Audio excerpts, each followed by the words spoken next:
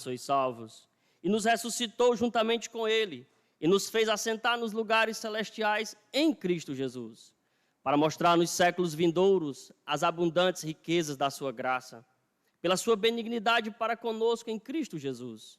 Porque pela graça sois salvos, por meio da fé, e isso não vem de vós, é dom de Deus. Não vem das obras, para que ninguém se glorie, porque somos feitura sua, criados em Cristo Jesus para as boas obras, as quais Deus preparou para que andássemos nelas. Senhor nosso Deus, nosso Pai, ajuda-nos nesta hora em que abrimos a Tua palavra na Tua casa com o Teu povo. Ilumina os olhos do nosso coração, nos faz enxergar as belezas, a verdade, nos guia, nos conforma à imagem de Cristo, nos transforme de glória em glória. Ó Deus, nós pedimos tudo isso porque não há capacidade em nós, não há suficiência em nós. Nós precisamos do poder do Evangelho, o qual não nos envergonha e nem nós nos envergonhamos dele. Ajuda-nos por meio do Teu Espírito. Oramos assim em nome de Jesus. Amém. Então, irmãos, o texto aqui é muito claro e direto. Embora a carta tenha muitas coisas a serem ditas introdutoriamente, como autoria, data, ocasião, propósito, eu não quero me deter a isso. Mas eu recomendo que depois você faça a leitura de Atos 18, 19 e 20, onde o apóstolo Paulo chega até a cidade de Éfeso. A primeira vez que Paulo pisa em Éfeso, registrado por Atos, é Atos 18. E foi uma passagem rápida. Num dia de sábado, ele disputou com os judeus, mas teve que ir embora por causa da perseguição. Apolo chegou a Corinto, Paulo subiu por lá, então Paulo desce na sua terceira viagem missionária e vai à sinagoga mais uma vez, prega o evangelho. E lá ele encontra algumas pessoas que não eram cristãs ainda. Eles tinham ouvido falar de Cristo, ouvido falar do evangelho por meio de João Batista ou da pregação de João Batista, mas eles nem sequer sabiam que existia o Espírito Santo. Então o apóstolo Paulo pregou para eles, orou por eles e eles receberam o Espírito, foram transformados, foram regenerados, começaram a andar com Deus. E aí então Deus traz um grande avivamento à cidade de Éfeso, a ponto deles trazerem as suas artes mágicas, os nichos da deusa Diana, seus livros e fazerem uma pilha enorme. E ali eles atearam fogo naquela pilha e aí trouxe também um alvoroço, uma grande confusão, porque aqueles que vendiam artes mágicas, nichos da deusa Diana, ficaram revoltados, em especial um homem chamado Demétrio. E este homem persegue Paulo, este homem vai atrás dos discípulos do Senhor, mas não tem como barrar o avivamento, não tem como parar quando Deus abre as cortinas do céu e desce com a sua glória para transformar corações.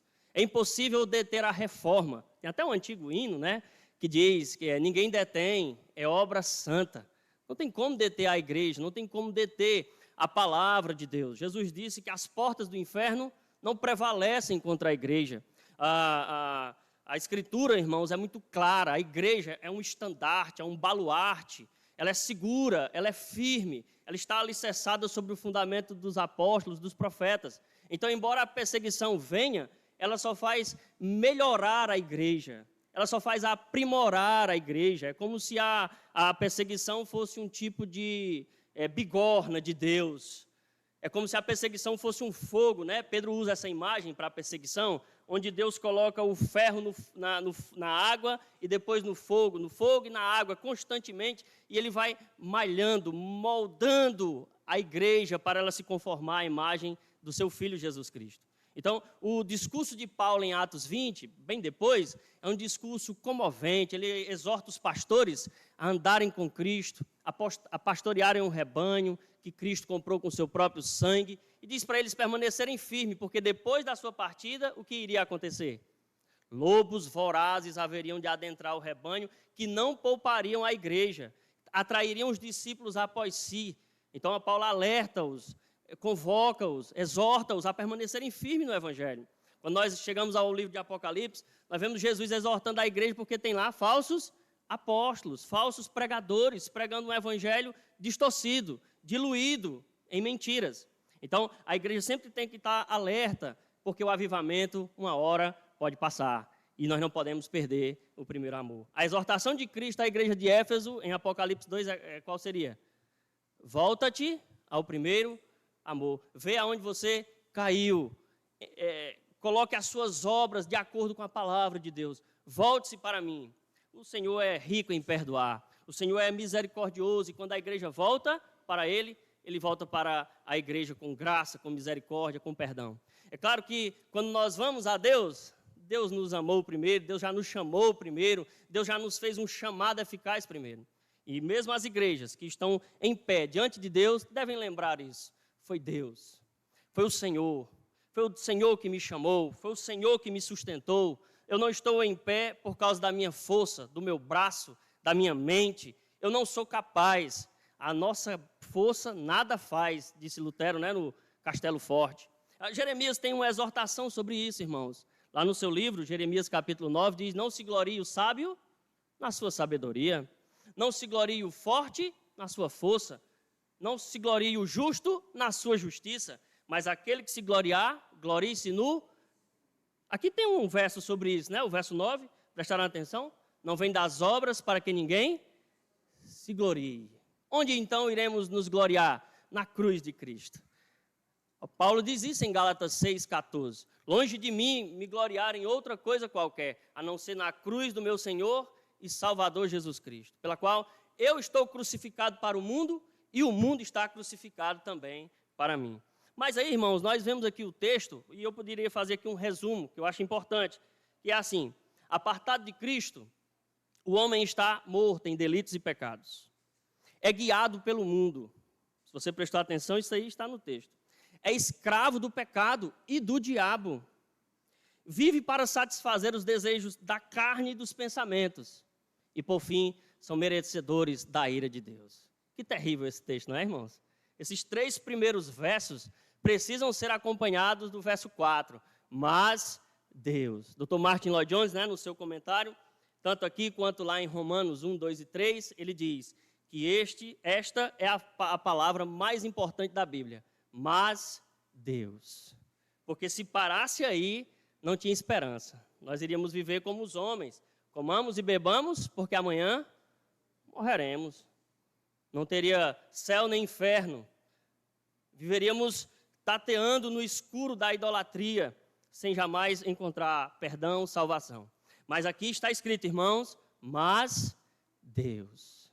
Lá em Romanos 3, mas Deus justificou os homens sem as obras da lei, perdoando todos os seus pecados, anulando todos os seus pecados na cruz do Calvário. Então o homem vive pela fé nestas palavras. Se eu perguntar a você, numa classe de membresia, sei lá, ou conversando numa aula de escola bíblica dominical assim, defina a salvação, e você, de alguma maneira, titubear ou se desviar das verdades aqui escritas, você ainda não entendeu o que é ser salvo, ou do que você foi salvo. Porque aqui repousa, irmãos, toda a verdade sobre a nossa salvação. É a história da mulher, né, que já estava bem velhinha, idosa, e chegou para o pastor e disse: pastor, eu já sei de tudo da Bíblia. Eita, de tudo. Tudo que o senhor pregou, eu tenho tudo anotado, sei, estou bem afinada. Aí então o pastor perguntou a ela: e tem alguma coisa assim que você ainda não sabe? Aí só tem um pouco de dúvida acerca de um assunto. Aí ele disse: qual? Por que Cristo veio ao mundo morrer pelos pecados? Na verdade, essa irmã não tinha entendido absolutamente nada. E, irmãos, isso é um alerta muito importante que deve ser dado a vocês, a nós como crentes. Porque há algumas pessoas que têm nome de quem estão vivos, mas estão mortos. Paulo diz que a mulher que vive em desejos, ou o homem, né, contextualizando para o geral, que vive nos prazeres, está morto.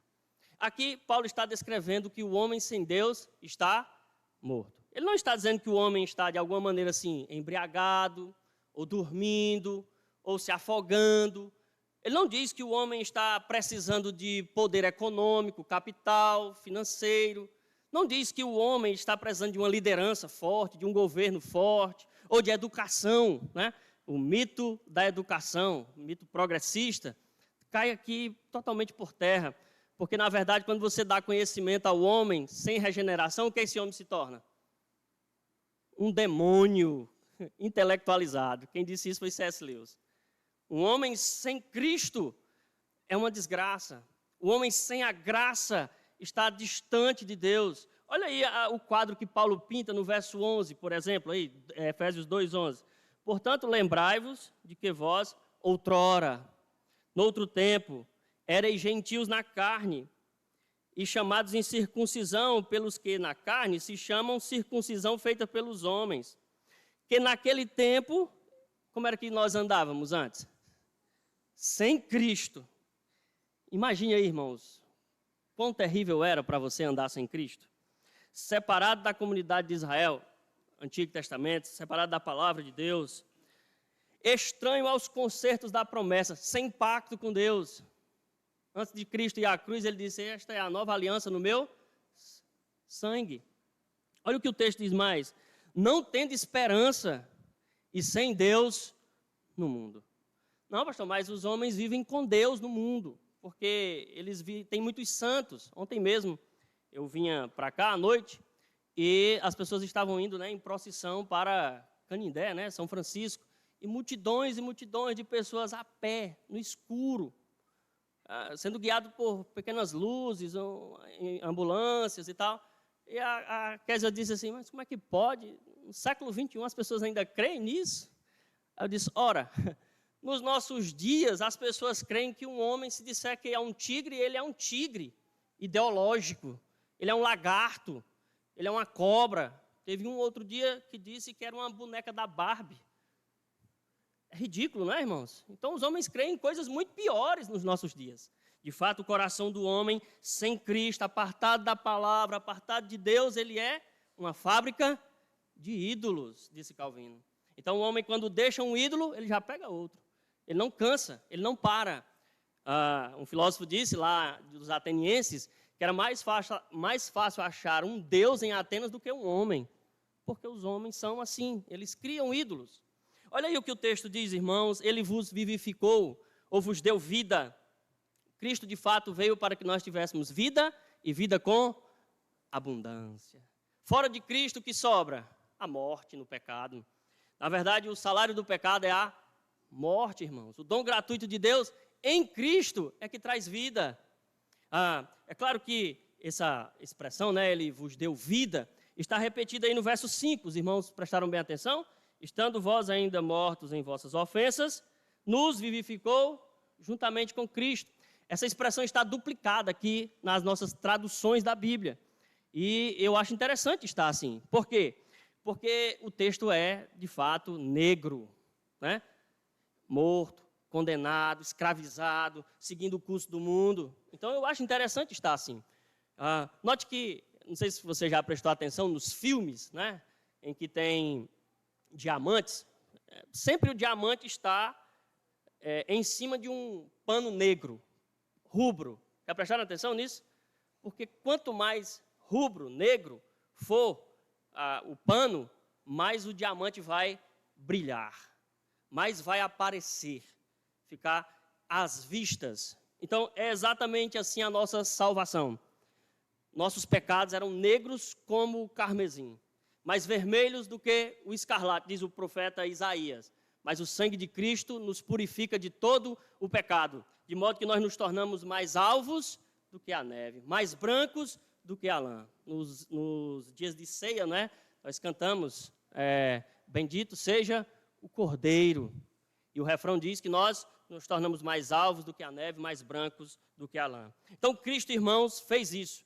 Em Adão, no primeiro cabeça federal, nós recebemos culpa, morte e condenação.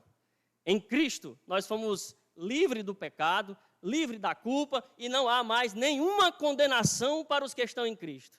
É o que diz em Romanos, capítulo 8, verso 1. O primeiro Adão é feito alma vivente, 1 Coríntios 15. O segundo Adão, espírito vivificante.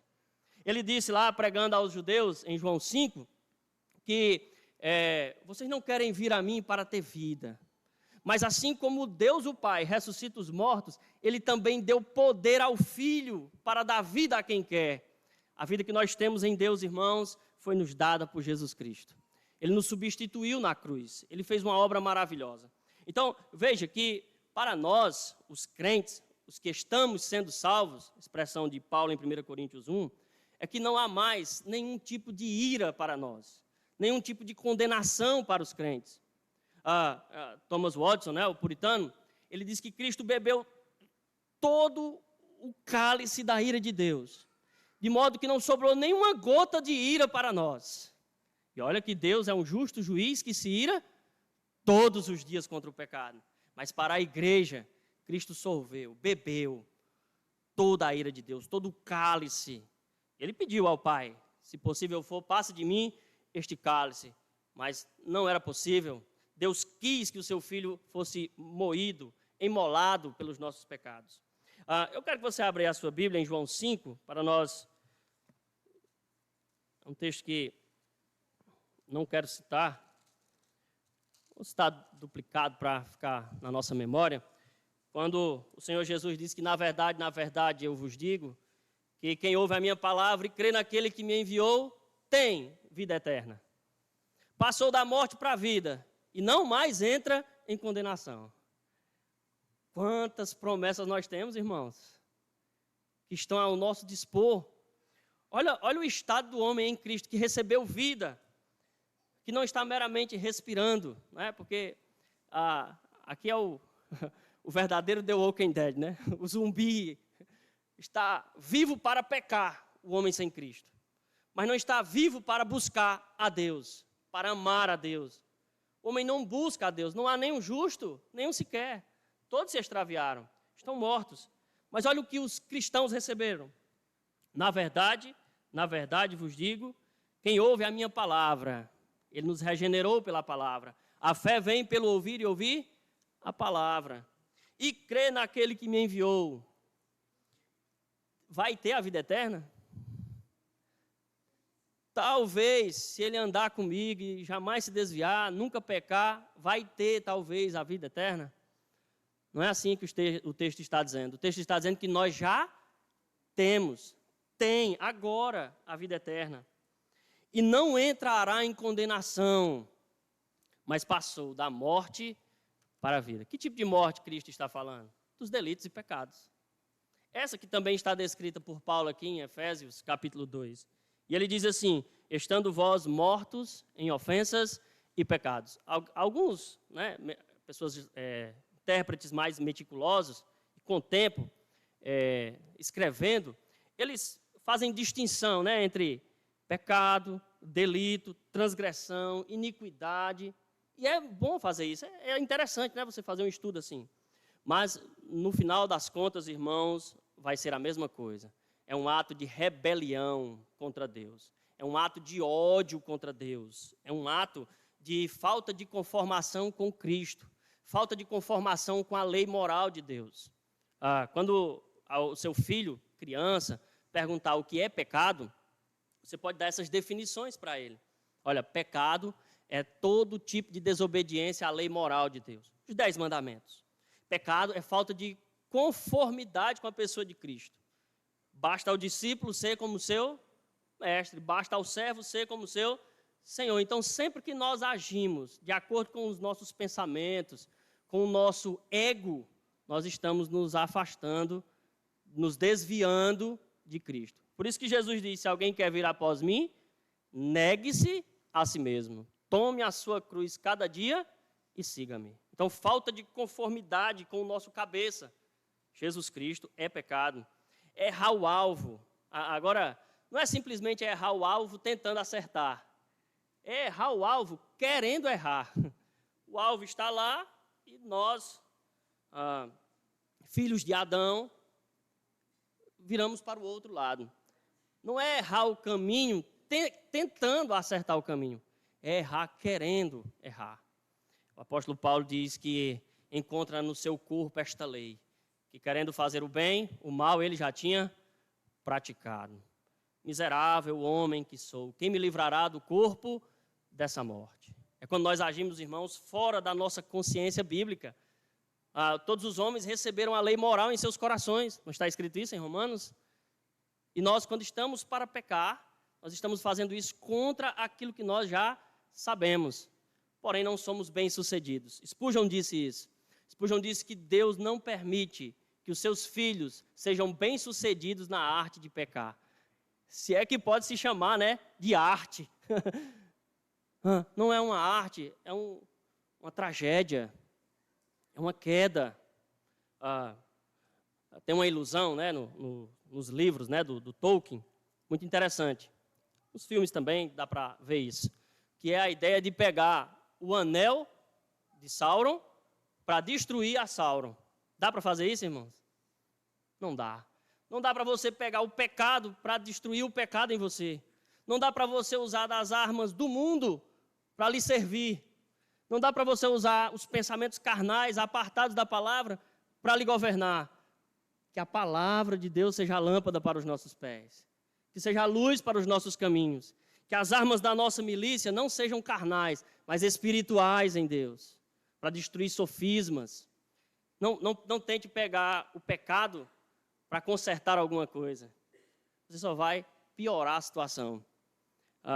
Não corra também de Deus por causa do pecado. Né? Disse o puritano. Corra do pecado para Deus. Esta é a melhor opção. Adão fugiu e se escondeu numa moita. Aí o puritano disse, o trabalho do pregador é pegar uma vara e açoitar a moita. Imagine aí essa imagem. Adão está lá escondido e o pregador chega com a vara com toda a força. Aí Adão sai. Aí o trabalho não terminou. Agora o pregador tem que apontar para a colina do Calvário, para Jesus Cristo. Adão vai perguntar o que farei, compungido no seu coração. E o pregador tem que dizer, vá a Cristo. Só Ele pode lhe revestir com a justiça verdadeira. As folhas não podem fazer isso. Somente a justiça de Cristo. Somente as vestes de Cristo, as vestes da salvação, irmãos, pode nos apresentar imaculados, irrepreensíveis e sem defeito algum perante aquele que nos salvou. Então, nós estávamos mortos. Esta não é mais a condição do crente, irmãos. Lutero, explicando isso, teve muita dificuldade. Explicou 1000 vezes a um aluno e o aluno não entendeu. Então, conta-se que Lutero pegou ele pelas bitacas, levou até o cemitério, fale para o morto ressuscitar. Diga alguma coisa para ele. Todos nós já passamos, né, irmãos, pela experiência ruim de ir a um velório. E o morto não tem sensibilidade. Não sente prazer, não sente alegria, não sente tristeza. Ele está morto. Assim é o homem sem Deus. Ele não tem prazer em Deus. Ele não tem satisfação em Deus. Deus não é belo para ele. Ele pode até querer Deus para solucionar os seus problemas, mas não como fonte de alegria e salvação. Deus é para ele uma água amarga, não é doce, não é suave, não é belo. Nós, por outro lado, aqueles que foram transformados, queremos contemplar a sua formosura, a sua beleza, a sua santidade, servi-lo, amá-lo. Quando eu vejo o sol, eu me pergunto sobre isso. Se o sol, que é uma criatura, é bonito desse tanto, quanto mais o Criador. Quantos mais tantos nós devemos colocar? É belo. O mar, as estrelas, tudo que Deus criou é belo. Mas Deus é infinitamente belo, prazeroso. O Deus piedoso, como diz o salmista. Que o nosso desejo, irmãos, seja de conhecê-lo mais e mais. E que Ele mortifique o pecado em nós. Nós estávamos mortos no pecado. Mas Colossenses, o apóstolo Paulo diz que nós devemos mortificar o pecado. Nós que já morremos com Cristo. Que Deus cada vez mais, irmãos, possa ir tirando de nós. Extraindo de nós, como tira o veneno da serpente. Os resquícios de Adão. Você ainda percebe isso em você. Você ainda vê que o pecado ainda quer lhe dominar, quer lhe governar. Mas o pecado não mais terá domínio sobre nós. Porque nós não estamos debaixo da lei, mas debaixo da graça de Deus. É importante dizer aqui, irmãos, que mortos não têm livre-arbítrio. Ele é insensível. Então, o homem sem Deus não busca a Deus. Não quer a Deus. Não se satisfaz em Deus. Isso aqui é algo que Deus preparou para os seus eleitos. Ele nos elegeu nele antes da fundação do mundo, para que fôssemos santos e irrepreensíveis. E diante dele nós andássemos em amor, pelo que ele nos predestinou para adoção de filhos, segundo a sua vontade, segundo o seu querer, e não segundo o nosso desejo. Note aí, irmãos, que algumas coisas que nós tiramos do próprio Evangelho explica essa situação aqui. Os milagres que Cristo fez de ressurreição. O que Lázaro poderia fazer por si mesmo? Morto há 4 dias. Absolutamente nada. O filho da viúva de Naim, né? A filha de Jairo, eles não têm o que fazer por si mesmos. Assim também é a nossa salvação, irmãos. Ela depende completamente de Cristo. Depende completamente da eleição. Depende completamente daquilo que Deus fez por nós. Quando eu ando lá no meu antigo bairro, né, o bairro em que eu me converti, lá no Bom Sucesso, as pessoas me perguntam ainda assim, o que foi que você fez? Porque você saiu daquela situação e agora está assim. Eu sempre respondo a mesma coisa, não foi o que eu fiz, foi o que Cristo fez. Eu era semelhante a um vale cheio de ossos secos, e o Espírito Santo soprou sobre mim. A igreja, irmãos, é um exército que foi ressuscitado. O vale de ossos estava sequíssimos, e o Espírito Santo veio e soprou sobre nós, e nós ganhamos vida. Deus nos tirou do sepulcro. Assim como Ele fez com Lázaro fisicamente, Ele fez conosco espiritualmente. Ah, que alegria, que prazer, irmãos. O cântico no céu, quando um pecador se arrepende, é: vamos fazer festa, porque este estava morto e reviveu. Estava perdido e foi achado. Vamos nos alegrar, vamos nos festejar, vamos festejar.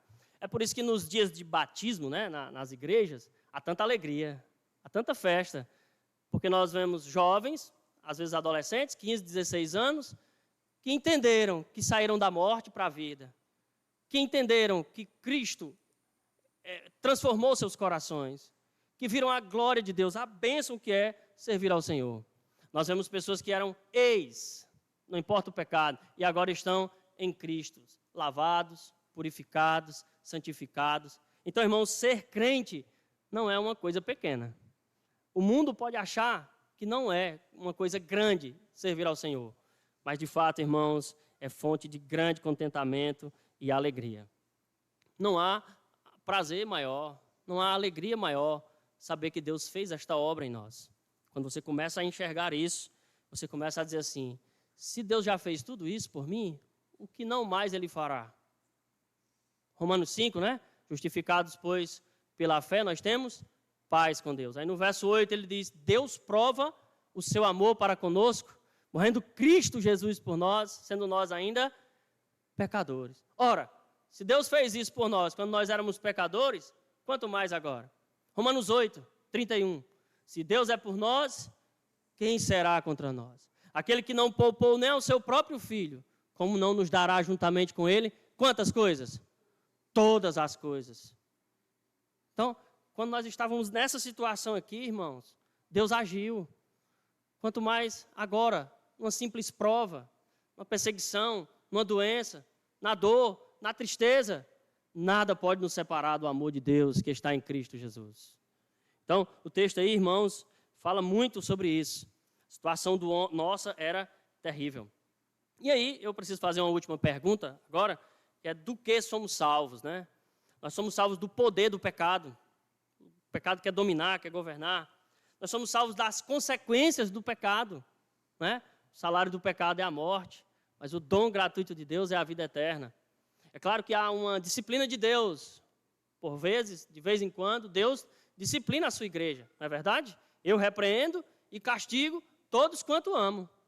Agostinho dizia que Deus só teve um filho que nunca pecou, mas não teve nenhum que não sofresse.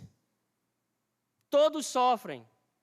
Todos filhos de Deus passam pela disciplina de Deus. E se estivéssemos sem disciplina, seria algo terrível para nós, porque significaria dizer que nós não somos filhos de Deus, mas bastardos. Hebreus 12. Então, irmãos, as consequências do pecado, por meio da disciplina, vêm, mas não será a ira de Deus sobre os nossos pecados. Note mais uma coisa: Cristo um dia nos livrará da presença do pecado. E este é o dia mais almejado pela igreja. É o dia em que Cristo voltará e nos livrará da presença do pecado. Ali não haverá mais morte, nem choro, nem dor, nem condenação, nem praga alguma chegará ali, irmãos. Este dia é almejado. Note que o apóstolo Paulo, quando ele sofreu naufrágios, levou chicotadas, pedradas. Você não vê Paulo lamentando. Prestaram atenção nisso em Atos? Paulo não lamenta. E eu quero imitá-lo nisso. Estou tentando. Paulo não lamenta. Mas quando ele se vê pecando, miserável homem que sou, muda tudo, não é, irmãos? Paulo não chora pelos sofrimentos que vêm até ele. Paulo não lamenta, Paulo não murmura, Paulo não reclama nessas horas. Lá em Atos, em Listra, Icônio, Derbe, ali, ele é apedrejado, se fingiu de morto, né? Numa época que não costurava, né, o corpo das pessoas, sutura, né, que chama? Não tinha isso. A Bíblia diz que no outro dia Paulo entrou na cidade e fortalecia o ânimo dos discípulos. Mas quando ele peca, irmãos, ele barada, ele chora. Miserável homem que sou. Ele fica angustiado por ter pecado. Então, que as lágrimas mais quentes que devem sair dos nossos olhos, não é porque nos falta algo, porque está faltando A, B ou C naquilo que nós queríamos ou planejamos, mas sim quando nós entristecemos a Deus com os nossos pecados. Efésios 4:30, né? Não entristeçam o Espírito Santo, no qual vocês estão selados para o dia da redenção em Cristo. Que Deus nos dê, irmãos, uma expectativa ardente em nosso coração pelo dia da volta de Cristo, pelo dia em que nós seremos plenamente livres das consequências, do poder, da presença do pecado. E às vezes, irmãos, a própria presença do pecado angustia o crente. Lembram do que a Bíblia diz sobre Ló, em Sodoma? Todos os dias a sua alma se entristecia, se angustiava pelas coisas que ele via e ouvia. Paulo em Atenas, a Bíblia diz que o seu espírito se revolvia dentro dele, pelas coisas que ele via, o povo entregue à idolatria. Cristo, quando viu a Israel, viu como ovelhas que não têm pastor, e a Bíblia diz que Cristo se compadeceu. Então, que Cristo faça isso por nós, nos dê essa sensibilidade, agora que nós já estamos nele, para detestarmos o pecado, odiarmos o mal, ser contra o mal que ainda habita em nós, para a glória dele e para o louvor da sua graça. Amém, meus irmãos?